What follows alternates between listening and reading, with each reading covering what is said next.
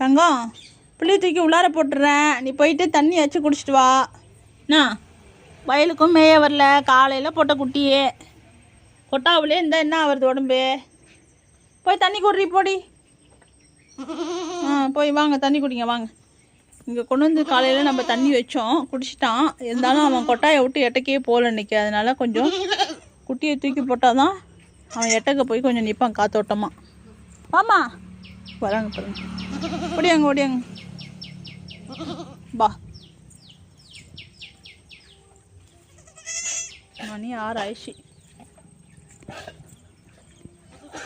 சரி வாங்க. நம்ம இவனை தனியாக தான் போடணும்.